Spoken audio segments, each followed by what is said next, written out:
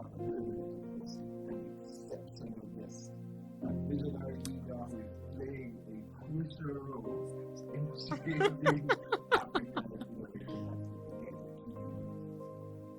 Meet Olga Kiconco, whose background spanning over 8 years in innovation, strategy, and design across Africa.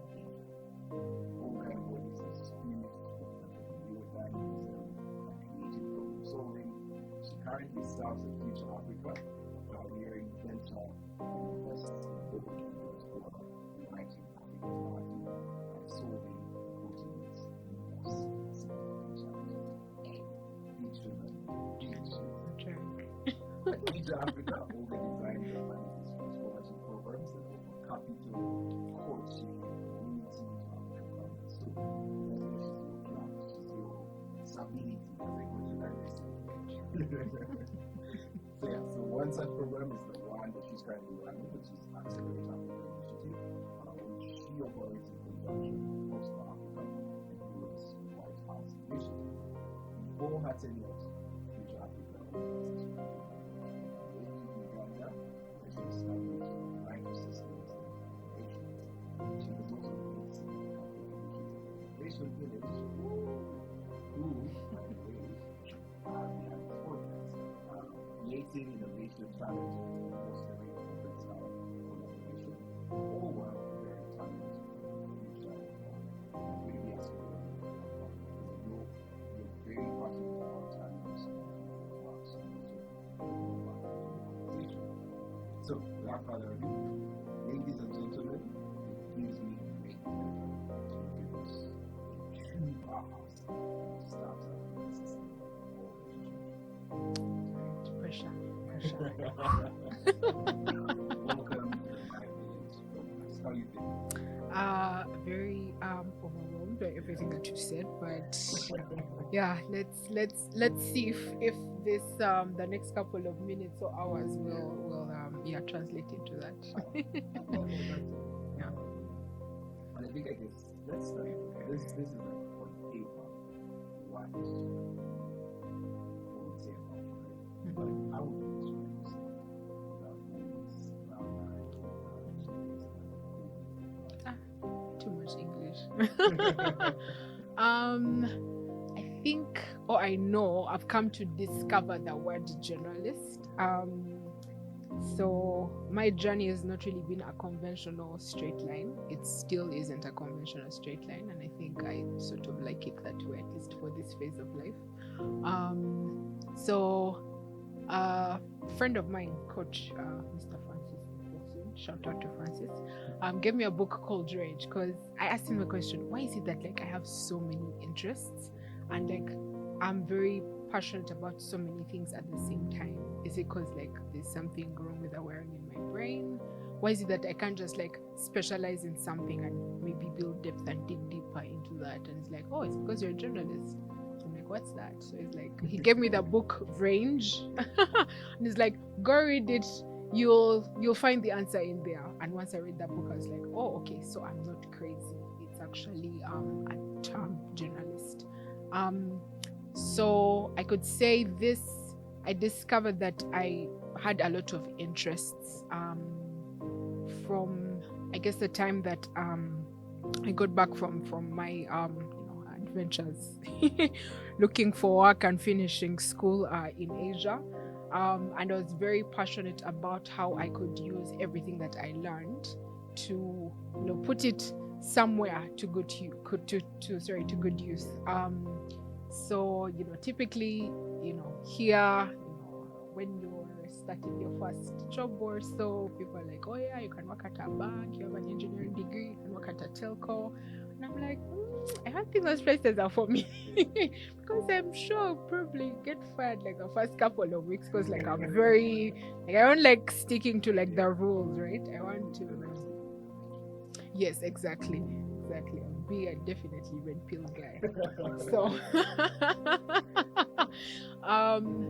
So I started out at the Innovation Village, where I was able to just help bring a couple of thoughts and ideas into play, and from there got a platform where I was able to design certain programs, from innovation challenges, all the way to, trying to figure out how best entrepreneurs could be supported on their journey. But I could say the most fulfilling thing was building talent. So either building talent for the teams that I helped lead and like manage, but more so also building talent through the Village Fellowship program. It's a program that we ran a couple of years, co-designed with my friend Brenda Katwesije, who's a chairman of Wazi Vision, because it was designed with a lot of heart, which was, if we had just finished university, what are the things that we wished we knew? So that's how we essentially designed the program. It's a program we designed in the middle of COVID, so like July 2020, when we'd just been released from from lockdown. Got together a couple of young people who just graduated, Mastercard scholars, and like enrolled them for this program, and from there they were able to understand, I would say, what the new world of work looks like, because essentially the way work is it's deliverables based. If you're able to like do the work wherever it is, do the work. If you need to work with people, but like try to figure out how to get the work done. So those are the skills we imparted onto that group of young people, and they're out in the world doing amazing things. So yeah, for me that gives me a lot of pride and a lot of joy, and it's because of my own personal journey, which was, hustling in the streets, trying to get like that first break. It was hard, and I had to do like a lot of self-learning. So it's from that self-learning I was like, okay, no one's child has to ever go through this crap ever in their lives. So let's try to figure out a way to help support these these young people, nurture them, their skills to put their mark in the world also with what they can do. So exactly.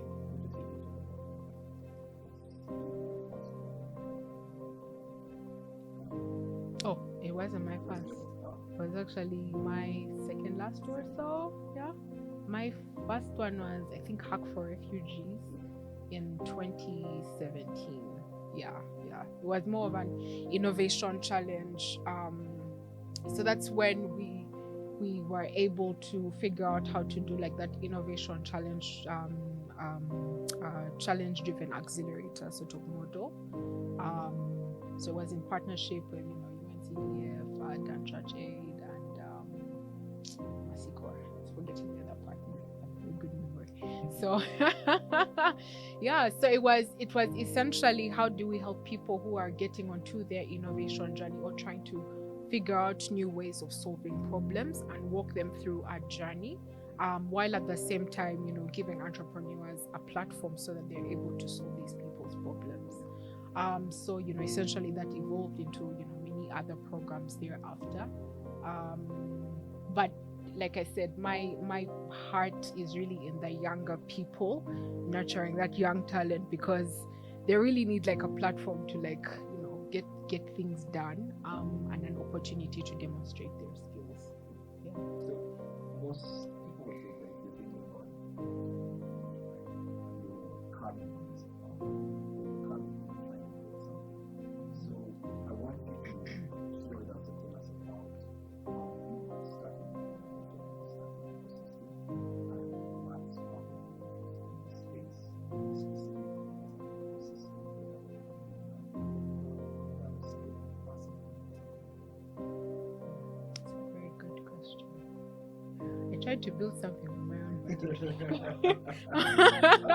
I got co-founder with Brenda Katwesije and another good friend of ours called Rachel. Tried to do like a microcredit finance for like women.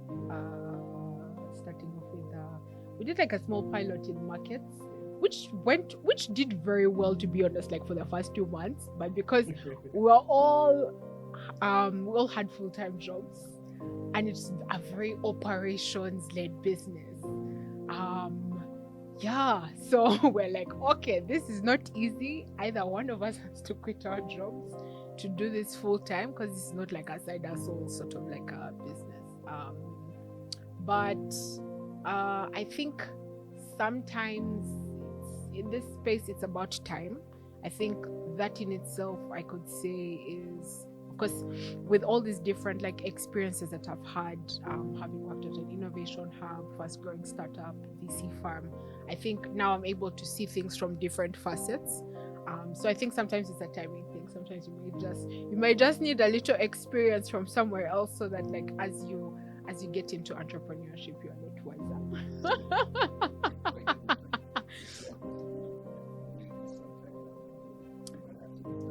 You never know. You never know. You never know. Maybe I've already started it. Maybe. Yeah. Yeah. Maybe not. These are just my guys. No, but from the perspective of, I could say, how the journey has, this journey. It's from, so when my bachelor's degree is in telecom engineering, and like when I had just finished school, a good friend of mine. No. I beg, I'm not that generation. I'm not that old. No offense, Salvador, not old, but I'm not that age category. That's not my demographic. My demographic, we know ourselves. Yeah. So from there, a good friend of mine called Samuel Sebide, he introduced me to the world of cybersecurity. Because like, look, for telecom engineers, yes, we're learning these things, but to be honest, the towers have already gone up.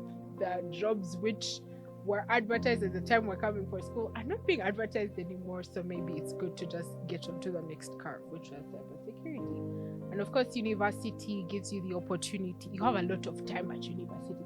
University kids, man, you have a lot of time. So use your time wisely, especially now, with with the evolution of like technology. You have a couple of opportunities to like make that side money. Please make your money, save your money, invest it, eat some of it, but invest some of it. These are lessons for like if I things I wish I knew while I was younger. Yeah. I'm still young though. So so yeah. So yeah, I did a couple of courses here and there. I was very interested in the management side, because the first layer was more the technical side, which I could do, but I wasn't really interested in. But more the management side, which was like, oh, I could see myself like leading a team, working with a team to solve problems. And thereafter, a couple of friends of mine and I got together. I'm going to be shouting out to lots of people, because like this is as a village, always remember the people who helped you in your journey, right? So Mark and Tommy, Kojo Joseph, and Sheena Kokunda, we all got together. First of all, we all had very technical degrees, so we're all thinking very technical, and we used to work out of Hive Collab at that time. So thanks to like the nurturing and the programs at the time that used to run, Microsoft used to run programs, Google, etc. We were able to figure out how to break down that complex thing, cybersecurity, into like business language. Had a couple of meetings with, NITA at the time was a new department being formed. Spoke to mainly NITA, UCC, UGSAT, because we're trying to figure out how to break into the industry, and we thought maybe government is a great pathway. So I got a partial scholarship to do my master's degree. It was a master's in international business, and I thought, okay, this is a great opportunity for like, let me learn the businessy stuff as you guys figure out the technical stuff, and maybe it will be a more balanced team in that regard. So did the master's degree. Absolutely loved it. It was like one of the hardest years of my life, and I think everyone in my class, because my background was in like essentially businessy, so I had to like figure out all these business things. It was in China, everyone is speaking speaking Chinese essentially. But the school was an American business school, so we're able to like speak English. You're speaking English in school, but when you get out in the streets, you have to figure out how you're getting your cab home. So met people from all over the world. Have very good friends, still date. One of my good friends actually just a couple of weeks ago. Hi Patrick. And it was from that experience that I really enjoyed like working in teams, because the way the classes were structured was every module you had to be thrown in a different team, like figure out how you're going to work together. So like you're a Ugandan with a German, with an Indonesian, with someone from Norway. You know, you have to first get rid of your like biases towards each other and understand the work needs to be done. So really enjoyed that experience. Have, as I said, have very good friends to date based off that.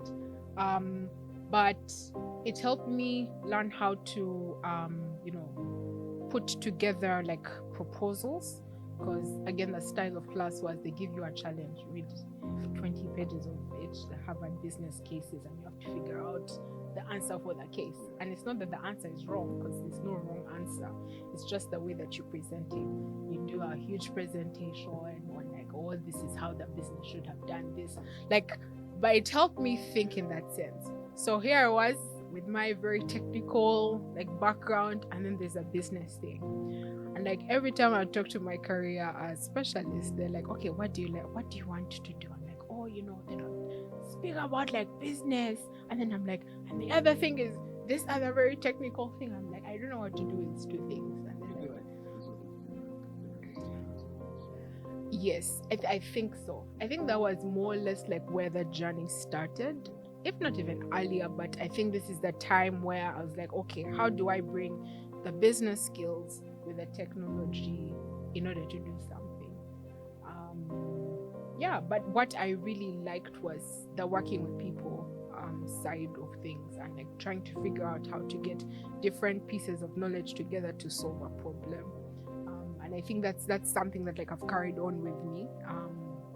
For the different roles that I've had, I'm very grateful for the opportunities that have availed themselves for me to work with people and like bring the best out of people in order to solve problems. Something that like energizes me, wakes me up every morning. When I finished that, I was like, okay, time to look for jobs. So started out at a consulting firm for a couple of months, but then quickly realized, I don't think this is for me. I don't think this is for me. Of course, when you're young and you have options, it's always good to like test out and see what works for you and what doesn't work for you, because it helps you get quickly onto the journey and the path that you should be pursuing. So from there, I quickly realized consulting wasn't really for me. I can do it, but it wasn't for me. Well, consulting in the regard of you have a client, you have to walk them through a certain journey, but to be honest, the client already knows what they want, so you can only do so much with like I think you experience this as well with the work that you're doing. Yeah. And of course, when you're young, you don't have patience. You're like, okay, fine, whatever, we're good. Yeah. You need to try somewhere else. Yeah. Exactly. But life is very interesting, because when you're young, you're impatient and you're like, you think you can just run through things, but as you build your experience, you also learn that okay, maybe it's about striking a balance, or some things are just like meant for you. So yeah. I see you walk. Yeah.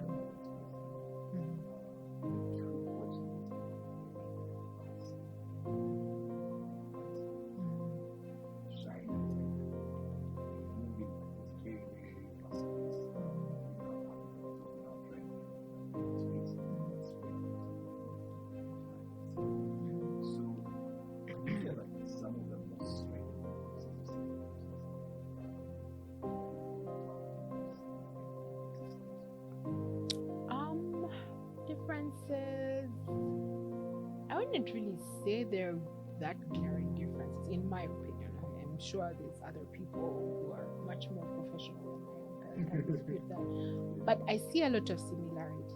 And why I say similarities is because we are where they essentially were 20 years ago, right? And I think we have the upper hand with the age that we're in with technology. So we have opportunities to leapfrog a lot of things, right?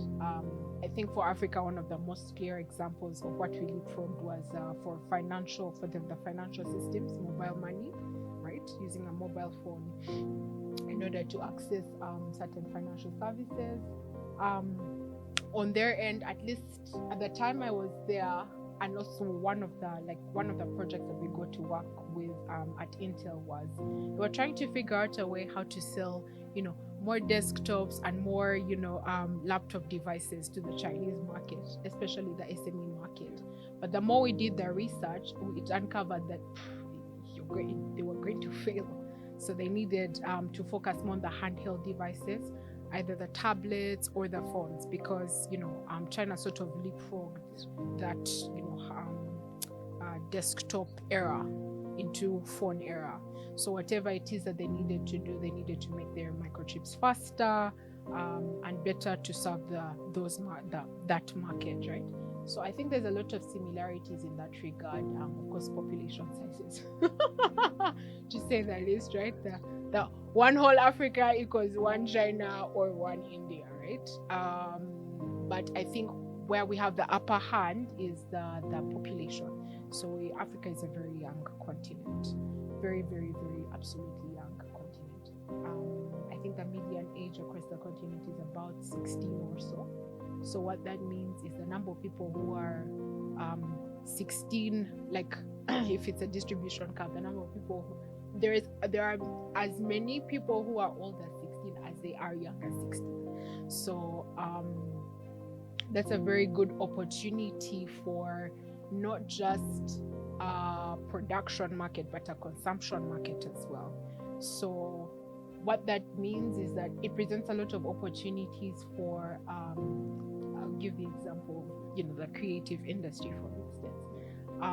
The fact that a number of young people have access to mobile devices, they are able to create content, but now how can they leverage that content in order to turn those into businesses, and start generating wealth at a very young age, right? So there is a lot of opportunities that can be unlocked in that regard, but I think it's good to also appreciate. I like reading history. If there is opportunities for us to just sort of benchmark and see that, okay, if this is where Asia was 20, 15 years ago, which is not a very long time, how can we leverage the opportunities with this high population that we have, high young population that we have, natural resources that we have. Now, and I'm not even saying natural resources in the sense of, we have minerals. I don't really go for the whole Africa is rich because it has minerals, but I'm like, okay, but who is actually excavating these minerals and adding value to the minerals? Is it us? No, if it's not us, then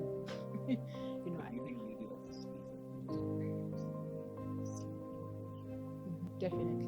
But I think it's more first understanding that our resource is young people, first and foremost, and pretty much understanding, okay, how do we create more opportunities for our young people? How do we put them on that pathway to success, right?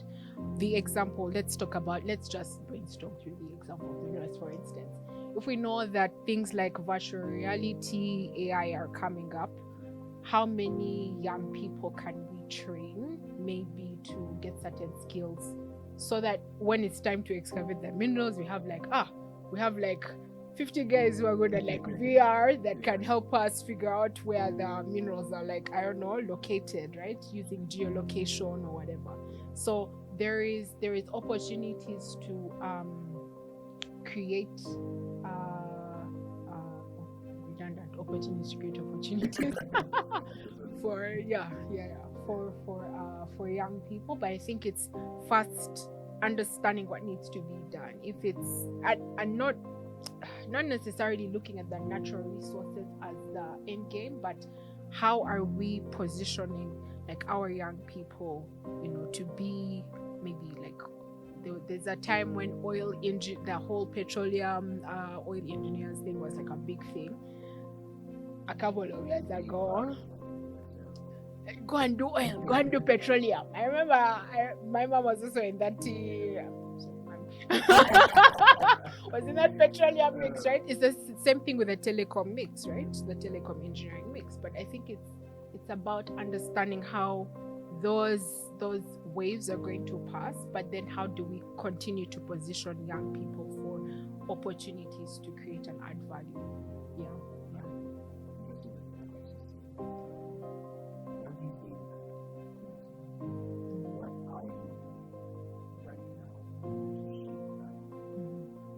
Tough question. On a personal level, I mentor a couple of people from time to time. Part of the people that I mentor, like I mentioned this village, innovation village mentorship fellowship program. I mentor a couple of fellows from there, because I believe that we all have something to share, especially knowledge to share with people. I call you, don't I?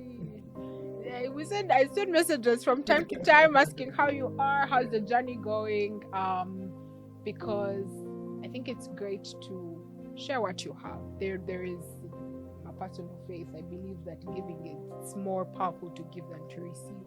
So if you have a lot of knowledge, or if you're also still figuring things out, it's great to share, because you never know, the person that you're speaking to may be able to help push you to the next level.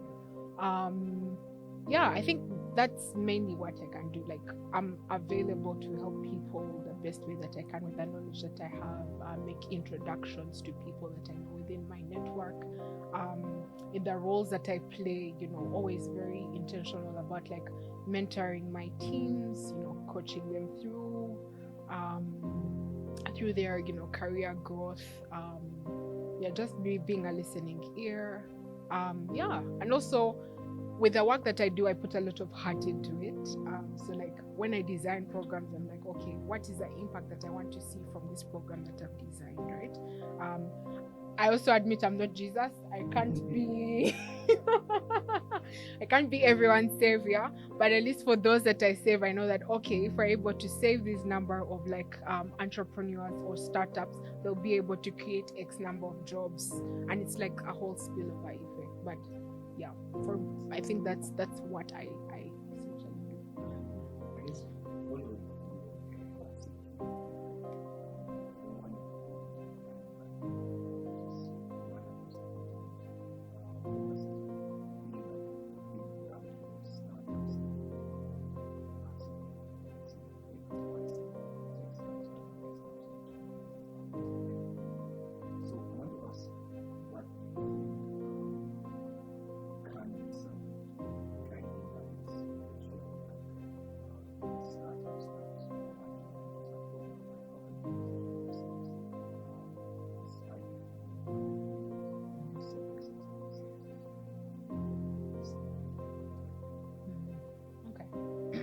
So you're talking about the Accelerate Africa program. So essentially, when we designed the program, we thought a great pathway for African startups or founders to access the capital that they needed was through global accelerator programs. But if you're seeing the trend now with what's happening, this space, like, you think you have it figured out, and then in 24 hours, everything can just completely change, right?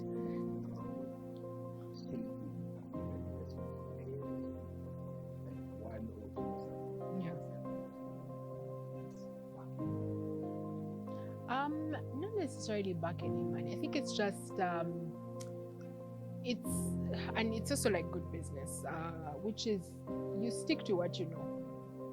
So they don't necessarily have that much presence here, and it's not just us, it's actually across the different regions. It's because, well, for us it's less, so the less is even lesser, if that's even correct English, right? But I think they're just trying to, it's a smart business move, focus on what you do best. And because home ground for them is Silicon Valley, it makes sense for them to, say, hey, we're familiar with Silicon Valley, US market. This is where we're going to, double down on. So with that also in mind, it helped us try to open up our minds to how we could design the program, which was, I know before it was the languaging was around the global accelerator side, but it's now preparing early stage founders for global scale. So what does global scale mean? Within Future Africa, we have a very good, robust network of co-investors, people that we've invested in from with our previous portfolio companies that we know for sure, can write a check, a check here or there for the startups that participate in our programs. That's like one pathway through our co-investor network. We also have decided to put some money down as well. Minimum investment of 75K, about 5% equity. Of course, if you're in line with our time thesis, time standing for talent, infrastructure, markets, and environment. So if your startup is sort of aligned with that thesis and you pass the bar, you have the opportunity to access that as well. Also, the huge corporate network by virtue of this co-investor network that we have, there is opportunities to create business or some form of business development. The startups creating business development with those partners. We've seen this from our previous portfolio of companies like Move with Uber. So yeah. So that's essentially how we're looking at it, right? Preparing them for global scale as opposed to just putting them in a corner and saying, oh, just global accelerator programs. And the global accelerator programs also being another pathway, right? Because it's not to say that you might be lucky and you're the guy that YC picks up or the person that Techstars picks up. Yeah. I think it's something that's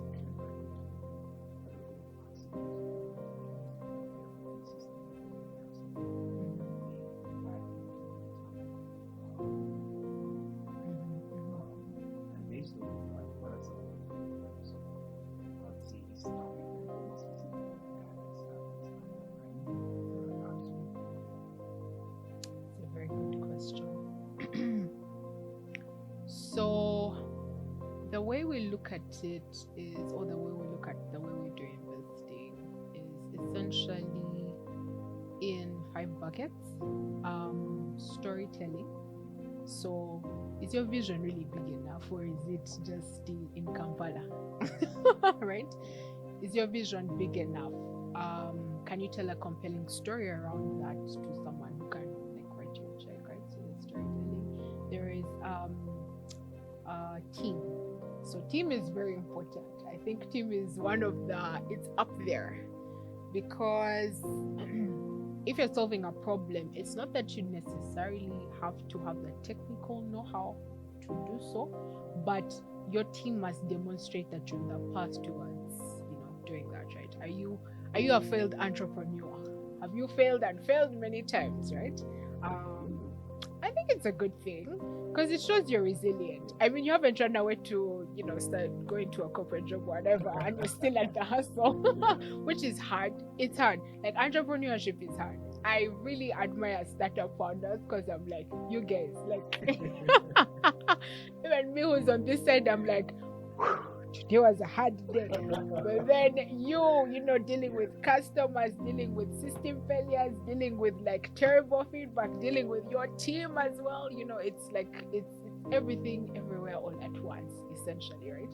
So I really admire people who go down that path. You have to be a certain level of insane. Exactly, and big-headed, especially if you've failed before and you're like, you know what? I'm going to do that thing again, right? So it shows that you have some level of resilience. And also, if you may not have that technical know-how, how are you compensating for that, right? Do you have maybe someone on your team that's part-time that has technical depth in what you're trying to solve? Because that's important. And also, you have to know each other. It's not like we wake up today, I've just met you on the street, I'm like, let's start a business together. I don't know if that works, but I'd prefer chances of you've known your co-founders for a very long time and built a relationship with them, and if things go bust, which sometimes they do, will you be able to like still remain friends and still remain a team, not people jumping ship. But of course, you know it happens. It happens because life be life. Um, then there's a fundraising aspect, right? Have you been able to not just raise capital from outside investors, but within? Have you been able to convince your mother that, by the way, this thing that I'm building is the next big thing? Have you been able to get some? Well, there's the outside financing, but then also have your customers been able to help you? Are they willing to put money on the table to pay for your products and services? Because that shows that that's something that's needed, right? So there's with that traction, and especially in the market now, the streets are not the streets are not easy right now, right? So there is a lot of organic growth that needs to happen from your customers or your potential customers. The customer side as well, that's customer business development. Have you been able to grow your customer base? Are they giving you constructive feedback that's helping your product become better? And improve your service delivery. And then product is pretty much the first one. Product or technology. It's speaking of right necessarily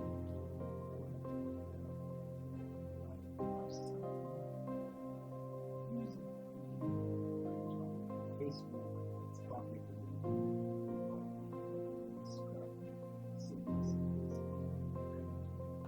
I think Scrappy works because, and one thing that I've also come to appreciate over like this journey as well, my personal journey, is that perfection is the enemy. There's something that CK used to say that used to drive me nuts a couple of years ago, but like it's so surprising that now that's sort of like not my mantra, but it's something that like I put out into things sometimes. Like it's speed over efficiency, man. Put the thing out there. If it fails, okay, it fails, but like you'd have gotten feedback than you working in your lab making sure it's perfect. If you're not putting it in the market and the market isn't giving you feedback and you're not improving, then what are you doing, man? So it doesn't have to be 100% perfect, but it can be something that is workable, that you can put into your customer's hand, and your customer can say, okay, if you improve it like this, maybe I can use it. So I think it's about what is the minimum viable product, like what is the bare minimum that I can put into my customer's hand, get that feedback, make sure that improving as I go, as opposed to sitting down and thinking everything will be perfect before you go to the market. I think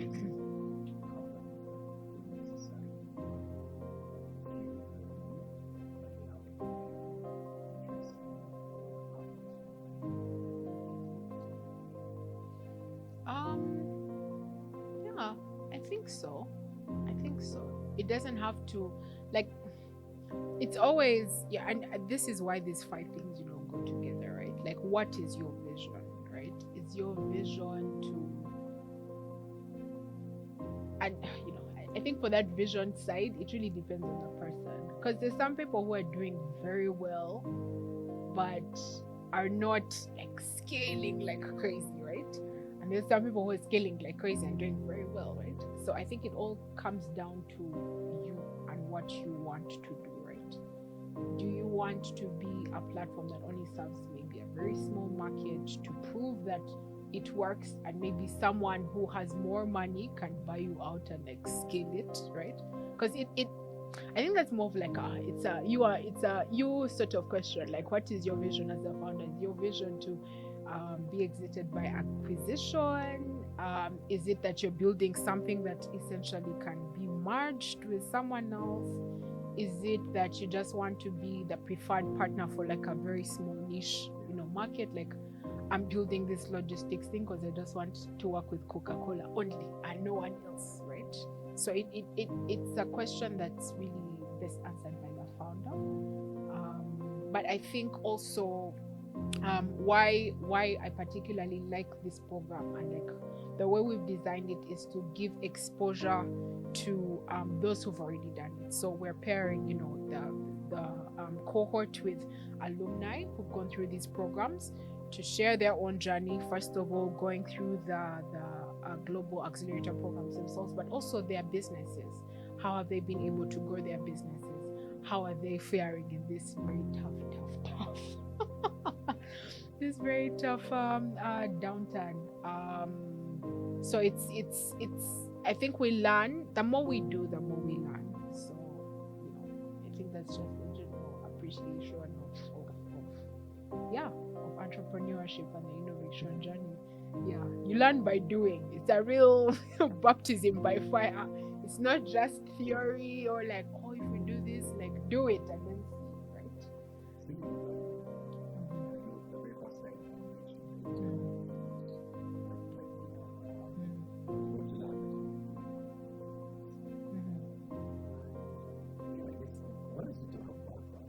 Ha! I don't have money. The money is finished. Yeah. The journey's been interesting.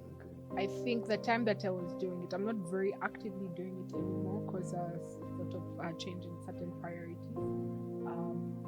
But the time that I was doing it, I think it was a good opportunity to, just risk, right? Because the thing with investment is, yeah, you might save. Saving is great, but if you're not investing, then it's not your money is not going. It is going to it's going to be very, very susceptible to inflation. So it's not like because you see your 100 million today, like in 3 years you're still seeing the same like 300. No, like inflation has actually brought the value of your money down, right? And there's people out there who just need like a small check. Like with the conversations I have with founders, sometimes people are like, I just need $1,000, and I'm like, that's all you need in order to like put your business to the next level. So that's the level of risk. Of course, you also have to know the business and also know that it's risk, but you just have to. It's risk. That's why it's called risk. But I think for the context of angel investing, there is a lot of people who have pulled money together either in circles or in investment clubs, and I think they're doing this because of like the traditional thing of, oh, you have to pull your resources together to save or to invest. But then there is still a knowledge gap with how they can actually put their money to use. Of course, people put money in bonds, unit trusts, which are like more the traditional way of doing your investment. But I think there is a lot of opportunity around educating, individuals who make a certain amount of money or have money in their pools to, do a bit of angel investing here and there. And of course, know that, yeah, you're writing this check, but the money may not come back.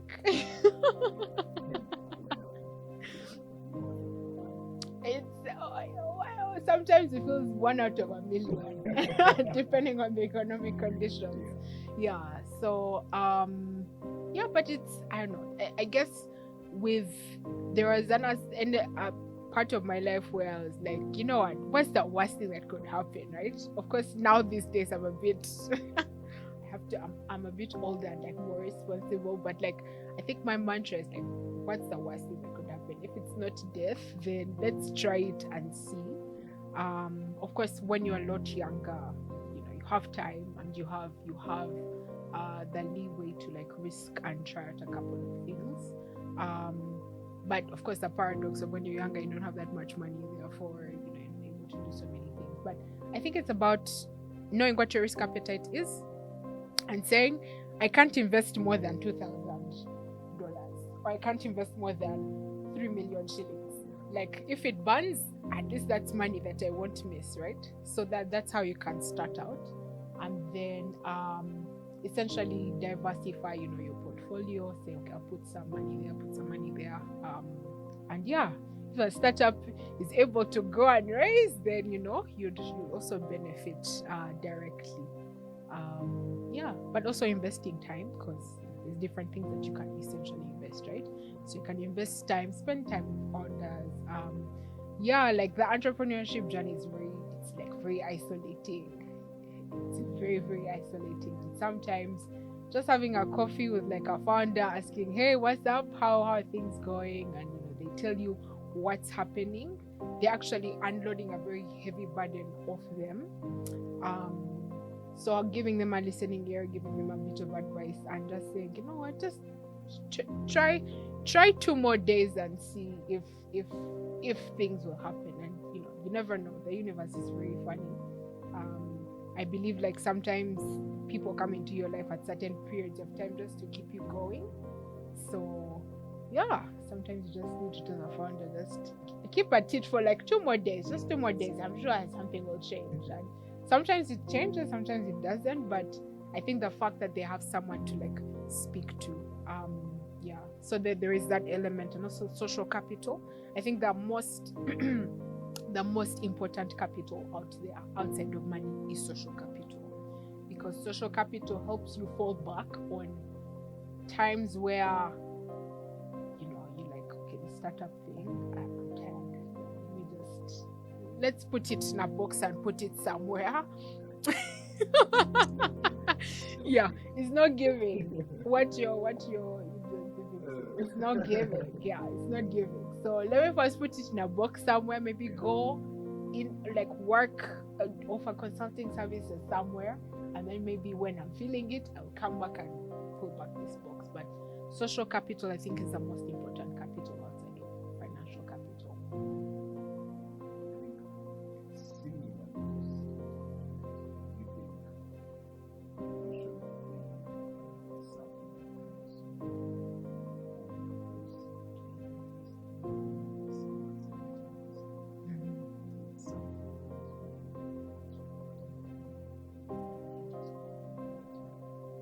That's true. I don't think we speak enough about failure. I think we speak about it more now than we did maybe 5 years ago, but still it's like shunned upon, right? Because like maybe people have the notion of I did everything right, therefore the outcome must be also. But like I said, these things are about seasons and timing. It might be that you did the right things, but your timing was completely off. You were too early or you were too late. Maybe it just wasn't meant to be. But then how do you take that lesson and leverage like those learnings for your next thing, to like, so you go from 1 to n instead of 0 to 1, because you've already done the 0 to 1 by like sweating, blood, tears, failing, like in some instances just like zoning out and like going somewhere else. But then how do you pick up the pieces and say, okay, I'm going to get all the lessons that I learned from this failure and use it as a brick to build me up. Because oftentimes time is not it's not because you're in the thing you'll be in it forever. I think it's more seasonal, and understanding the season that you're in. So if it's a season of like, there's a season where you get your ass kicked like every day for the next like 6 months. It might stretch to 9 months, but then you sort of have to understand that, okay, this is the season that I'm in. Granted, it's not the best, but what is it that I can learn in this period that's actually going to help me be a better person, right? Or a better mentor, or like share my lessons and be like, don't do that thing because me when I did it, this is what happened, right? Or if you do it with caution, right? So I think that failure is very important. Failure helps you. It actually helps you innovate in your personal like way that you do your things. It helps you innovate in your business. But it also helps you like, it's like a trajectory thing, right? It helps springboard you to the next thing, because you know that, okay, last time I did this is what not to do. Yeah. I think it's harder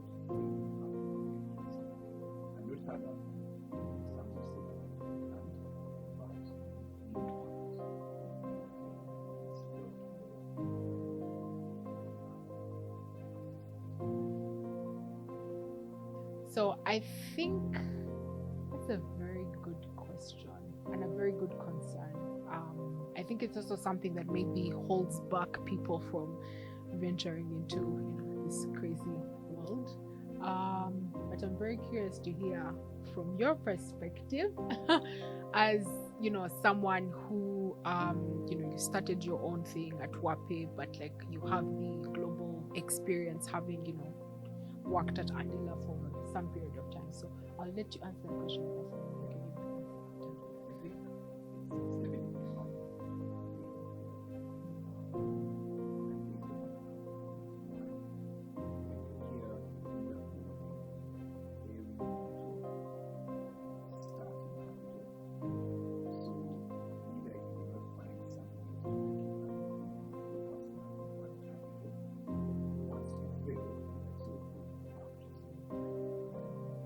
Sometimes they want to do it and then get what you understand. But as for compare that to sometimes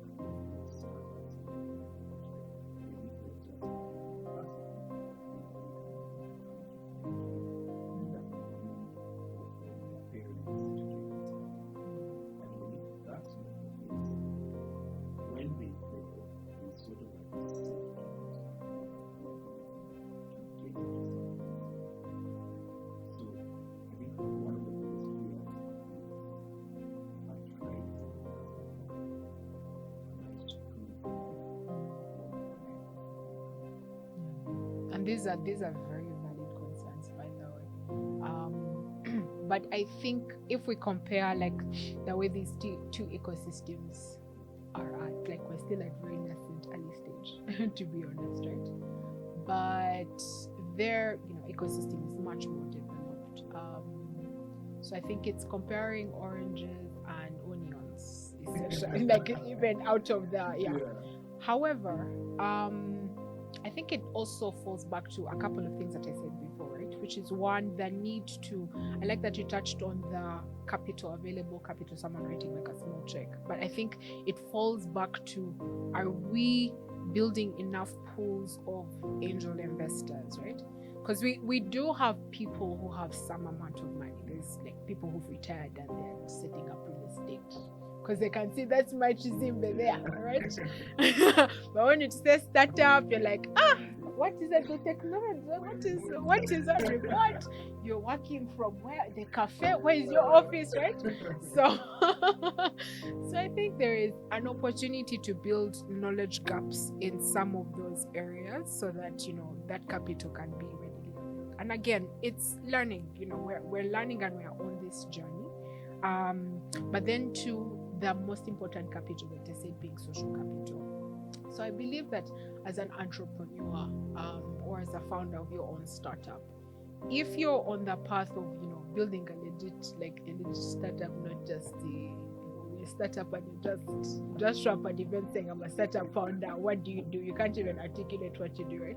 But if you are exposing yourself to communities, you're putting your work out there, you're networking actively, in an event that yes, failure does occur, which is very likely anyway, right?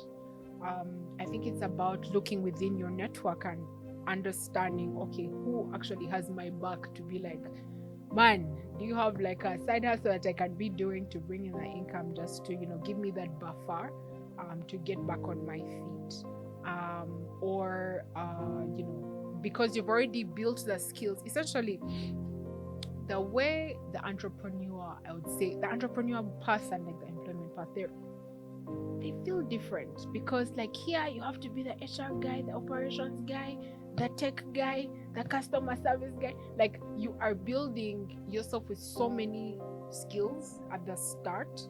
Of course, as your startup grows, you can hire and like offset some of these, delegate some of these tasks or these responsibilities to other people on the team.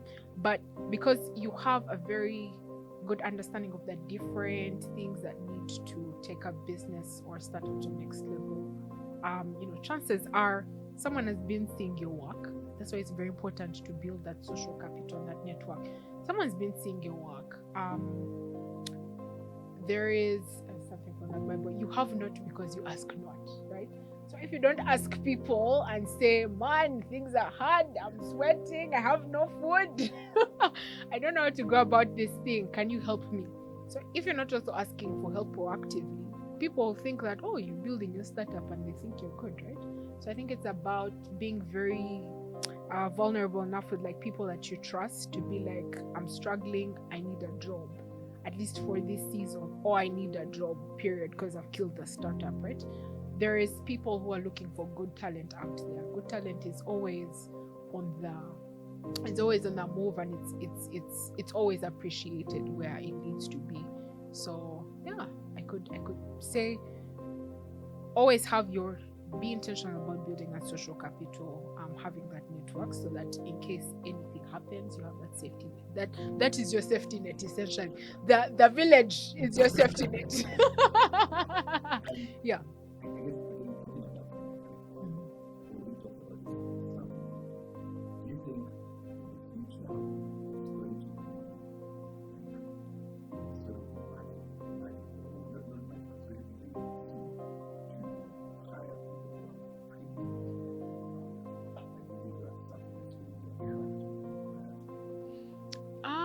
That's a good question. Well, it depends which employers. Is it employers still within the startup space? Most likely. Most likely. And it will probably even come from referral or like headhunting purposes because you know what needs to be done. I don't have to now take you through the whole this is how it works in a startup. Yeah, some days it's a 12-hour work day. Some months it's go go go go go go, you don't really have to brief someone who's worked in a startup before to on what to expect, as opposed to someone who's probably coming from like a typical 9 to 5. So I think that there is that appreciation for the skill set that people like that have built, but also increasingly so because of what I said, the nascent ecosystem. There's people who've like also taken a step back, position themselves as like either helping build the ecosystem or like consulting now for governments that are trying to look into this space. A very good clear example is someone like Daniel Yu, the founder of Wasoko. So he's now, helping the government in Tanzania, figure out how to build this innovation, space at Silicon Zanzibar, because he knows what needs to be done, right? So essentially, I see more startups partnering with governments, partnering with private sector to help like redefine what actually work or job or that job space looks like. To make it a bit more disruptive in that sense. What's been your experience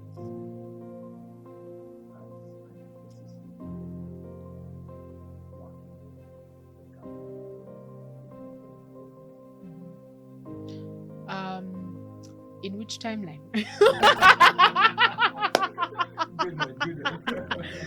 Because now I think they're like, okay, we sort of get it. We sort of, because they're not moving quickly, and also which government as well, right? There's some governments that you engage and they're like, oh, we get it. Here's the resources that you need. Start, right? There's some which, oh man, you have to go through the whole motions and all that. But I think it's before, again, because I was younger, when I was engaged, I was like, why don't they see what we're seeing? It was like a whole us versus them. But I took on a course called adaptive leadership. And it showed me that every stakeholder that you engage has a different priority, right?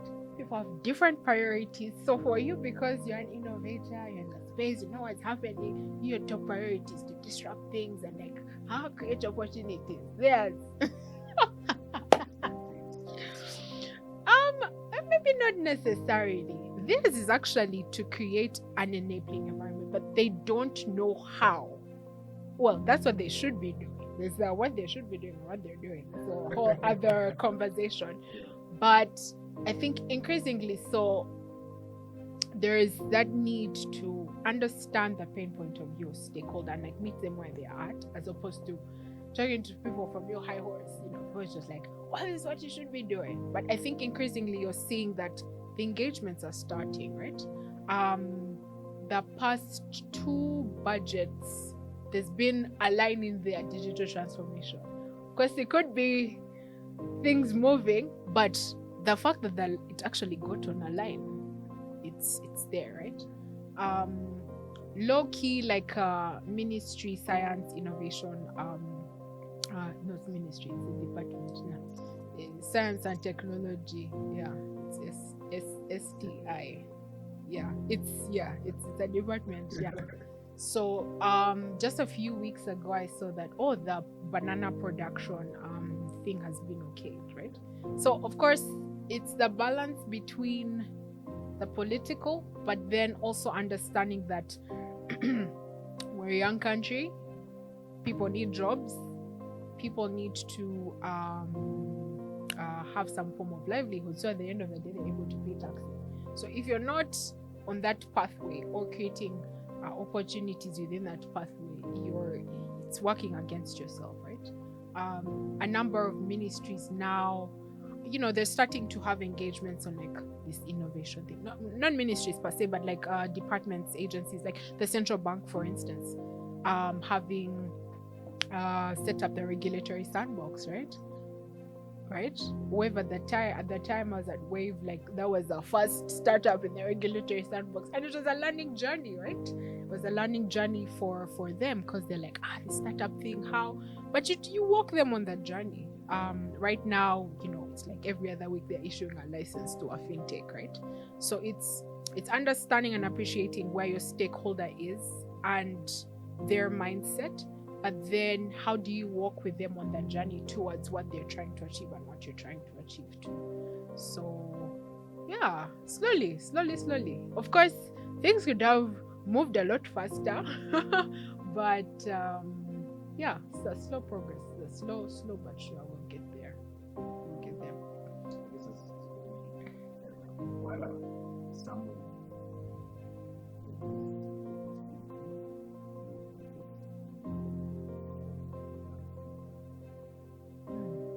It's a good question. Opportunities people aren't seeing at all, or opportunities people have seen but don't really see the. I think there's a lot of opportunities in the creative economy, to be honest. Like, if you go to PwC Nigeria, there's like a whole practice in PwC Nigeria that is dedicated to the creative economy, right? I know it's under the TMT, the telecommunications, media and technology space, but then they have like podcasts. PwC, meanwhile, Nigeria, not here. Yeah, they're still doing tax and audit, but so they've realized that, snap, this is like a whole industry in of itself. The creative economy it's like a whole behemoth of like so many things. There is food in there, right? Because you think you can find the way they cook katogo here in Ireland? No, it's a creation, right? So how do you create like an immersive experience for like people to have that katogo experience? I don't know, it's just off the top of my head. So the creative economy is very big, and I think because Africans are, I don't know if it's natural talent, but like y'all can dance, you can sing, you can weave baskets with your hands, like you can do things with your hands, right? So it's such a diverse sector, sector. I feel like it's an economy in of itself, right? Because you have your music in there. You can see you can be in the. Remember, I was in the desert, Dubai desert, and Wizkid was playing. So I was like, this is how far our brother's music has like extended, right? You can be in the deepest, darkest corner of the world, but you will hear Burna Boy somewhere, right? So there is opportunities in the music sector, opportunities in movies. And the thing about movies is, I now encourage people to understand the the evolution of like Bollywood. Remember when used to, I don't know, we're not the same age, but back in the 90s, Yeah. the late 90s or early 2000s, somewhere. I don't know how old you are. Yeah. Was it 90s? Like 2000s, like end 2000. No, not end. Early 2000s, yeah. There was Nigerian movies, but doesn't. Aha. Exactly, exactly. Kate Hanshaw, right? So like you'd see that movies, you're like, what is it about this movie? CGI was wow. The makeup was like terrible.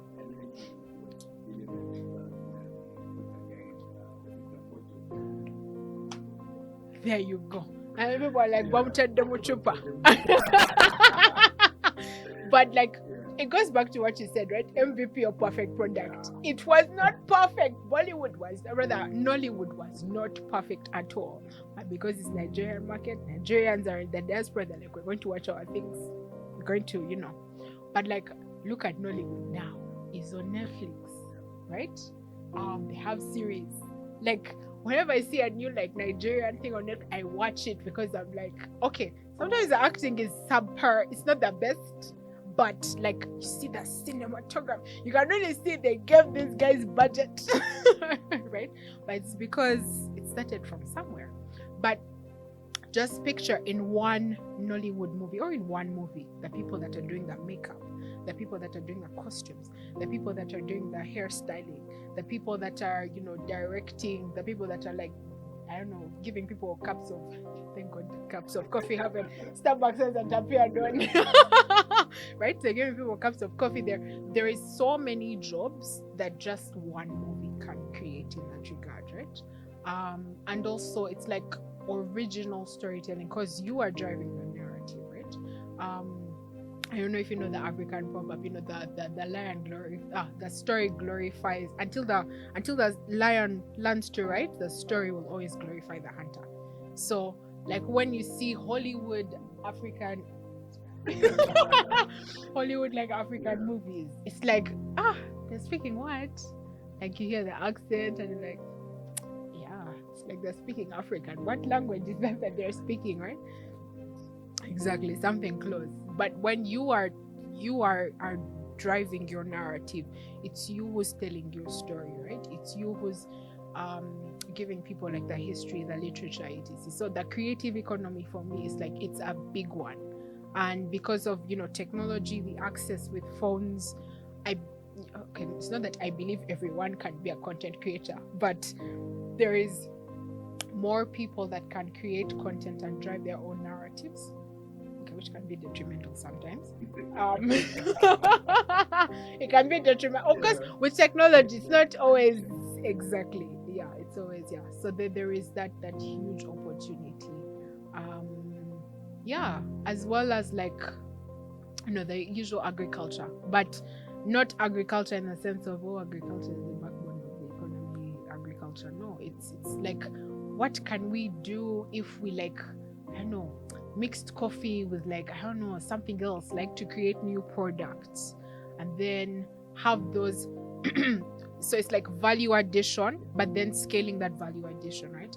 Can we create platforms that are now exclusively having like an exclusive experience to like export coffee or something of the sort, so that when you have that coffee, you're like, guy, that coffee is prime, I don't know, premium African coffee or whatever. Yeah. So for me, I think those are the two. Of course, it's a lot of people talk about agriculture, but like I think the sense of agriculture being value addition and having like more young people add their ideas to it. Yeah, add their ideas to it and bring their creativity into how things can be like packaged, processed, marketed as well.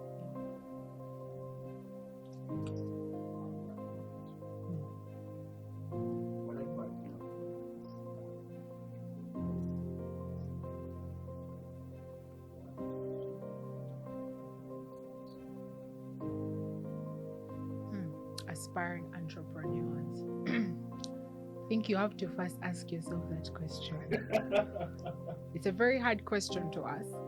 You may not answer that question in one day because yeah, it's a roller coaster. This one, but it is. You don't necessarily have to be the entrepreneur. You could be an employee in a startup as well. I think looking at things built firsthand is very interesting, especially when you look at things in hindsight, right? Like 1 year's past, you're like, used to do what? We did what? So seeing things grow and get nurtured to their full, fruition is something that's amazing. But I think it goes back to understanding what your purpose is. Your purpose may not be an entrepreneur, your purpose may be an employee, it might be a consultant, it might be, I don't know. I think those are the three tracks that I can think of now, right? Maybe a freelancer. But I think it stems down to the purpose. Being intentional about understanding what your purpose is. You may not necessarily right off the bat start off with, my purpose is to be an entrepreneur, but if it's something that's in your heart, I think it's about understanding what are the steps that need to be taken, right? Is it that, okay, once I finish school, I will try to start my own business, but what does that mean? Does it mean that you immerse yourself in a community of people who've already done it, so that you really fast track your failure, because going at things alone is very daunting? Or is it that, okay, maybe for the first 3 years I'll just work somewhere, pick up at a startup, pick up certain skills, and then see how I can leverage those skills to then build my own thing? Or is it that you find down the road you become that great employee who rises through the ranks in that startup and essentially haven't you met your objective of working at a startup? But I think it stems down to purpose, and of course, like I said, personal faith. I used to ask God what my purpose was, and from a very young age, I've always liked working with people and helping people. So I think it just came very natural to me, having done these different jobs or roles that I've been placed at, to know that my purpose is even on my LinkedIn people. My purpose is really, I empower people to solve problems, right? So I think it's about empowering and nurturing people. That's what gives me joy, and really, I sleep well knowing that I helped someone, in a sense. But I think it starts with purpose, understand your purpose, then just try to figure out, either through conversations with mentors, with peers, on okay, if this is my purpose, what do I need to do in order to fulfill it, right? It may not be fulfilled in the first couple of years, it might be, it might not, but I think it's about being intentional about putting yourself on that path towards aligning yourself with your purpose. Yeah. Is it? Yeah. I have a question for you. I have questions for you. Not yet. I have one or so. Let me try to summarize it as one question. Because during the time that I was at Village, when Angela was undergoing its first layoff, we had a database of hundreds of people in Uganda that were laid off, and it used to give me anxiety, where are these kids going to get jobs, right? And then when we met, and I remember, I think I told you, why do you look so familiar? I remember that you are part of the Andela crew. How has your looking back from that experience, and all these different gigs that you're doing, and now building Wape, how do you think that moment shaped who you are today and what you want to do? How did it help unveil your purpose per se?